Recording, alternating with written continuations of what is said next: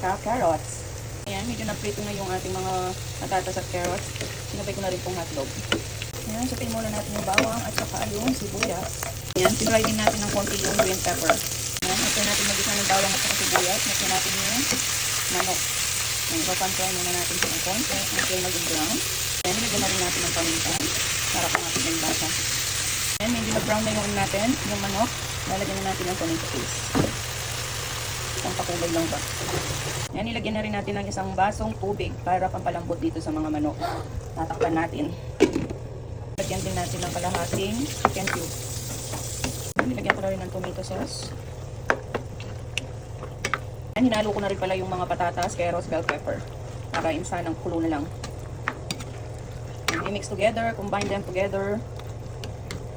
Lagyan na natin ng ano pala yan, asin at saka bedsheet. Pakuluan na lang natin. Takpan natin. Ayan, kumukulo na.